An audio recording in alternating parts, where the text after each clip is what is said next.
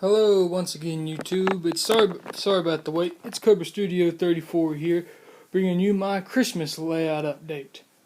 Well, as you can see, it's just the bare board. And if you have or have not noticed already, the table seems a little bit higher than usual. Well, it's because yesterday it took me and my dad about a couple hours, and we built some legs out of some 2x4, like two 2x4s on each corner, technically making them a 4x4, and then we got 2x2s and cut them at 45s and cut them along to brace around the bottom.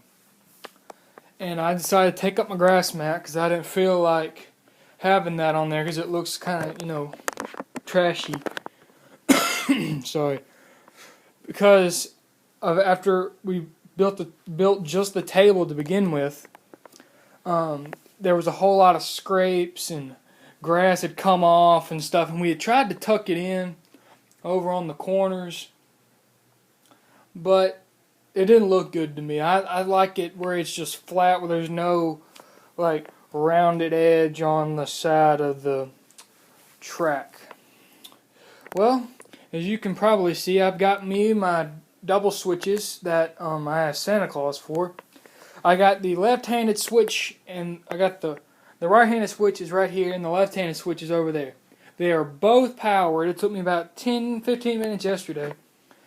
I got all my switch motors, and whether or not you can see it, probably not, because my finger's in the way. You see that little blue transformer came with a Walt Disney World train set I got when I went to Disney World about, 9 years ago.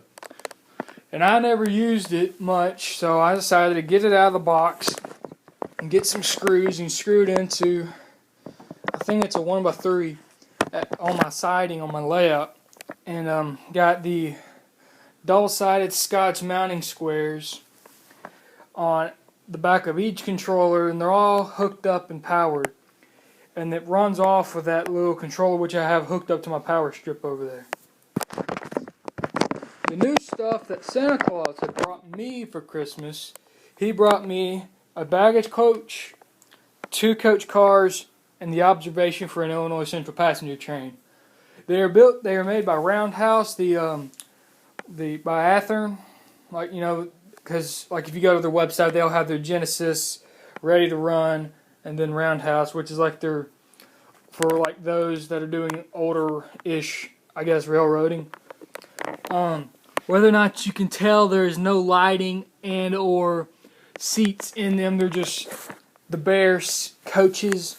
I'm soon to probably go get me out of my new Walters 2014 train catalog. I got that for Christmas as well, at my parents' family Christmas. And I'm probably going to see if I can find me some seats that would work in my 2 coaches and my observation. There was also the railway post office car and the dining car. I did not want to purchase those just yet, because I just wanted to have the first couple the main cars that I think. And that was that. The Santa Fe 210 Texas. If you remember from my first or second layout update, that was the my favorite engine of all time. And if you know anything about Bachmann, the tender connects to the locomotive, which gives the locomotive power from the tender. The wires that run in between the drawbar and the locomotive, I accidentally broke one of them about a few months ago. And I was unable to find one forever. So I kept looking. And I finally found, I think it was HobbyLink. Yes, hobbylink.com. And they were the ones that I had been dying to finally figure out who they were. I had never ordered anything much from any other train website except eBay and calling in my local hobby town. But this locomotive runs really great.